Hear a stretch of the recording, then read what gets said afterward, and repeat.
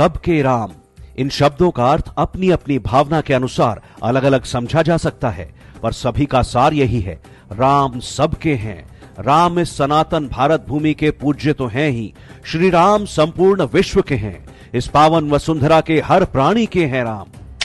विश्वास ये भी होना चाहिए कि इस विश्व की हर समस्या का समाधान श्री राम ही हैं।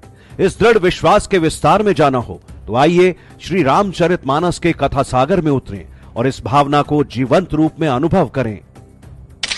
दुनिया की जटिलतम समस्याओं के मूल में यदि गहराई से झांकेंगे तो नस्ल भेद, रंग भेद व वर्ण भेद उन बड़े कारकों से जुड़ते हैं जिनके कारण भी विश्व संघर्षरत दिखता है। तब श्री रामायण और श्री राम का पूरा जीवन चरित्र विश्व में सर्वव्यापी इस समस्या का समाधान भी है और उत्तर भी। त्रेता युग में इस धरती पर अवतार लेने से लेकर मां सरयू की गोद में अंतिम प्रवास तक श्री राम ने अपने पूरे कालखंड में इस संपूर्ण समाज को एक सूत्र में पिरोने का काम किया। इसी की आवश्यकता आज न सिर्फ सनातन समाज को है बल्कि पूरे जगत को भी है।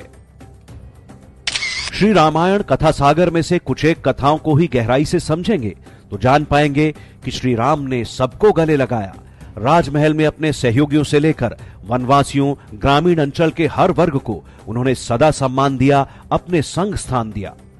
कभी किसी के सखा बने तो कभी किसी के प्रभु या कभी किसी को तात कहकर श्री राम ने सभी से आत्मीयता का जो संबंध बनाया वो सदा अटूट रहा।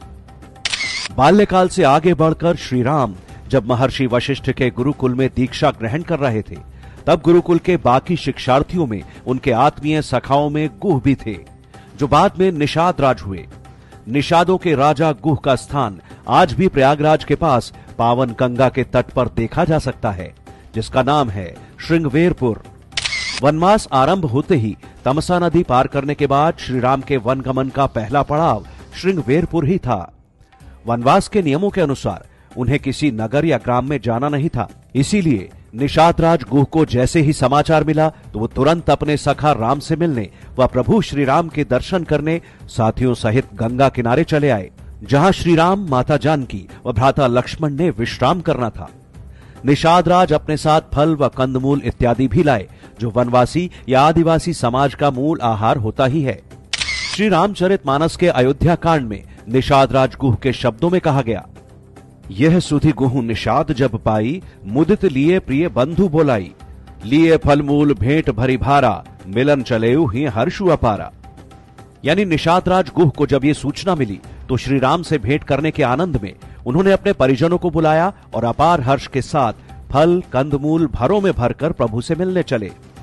निषाद राज के इस प्रेम को देखकर प्रभु भी आनंदित होते हैं।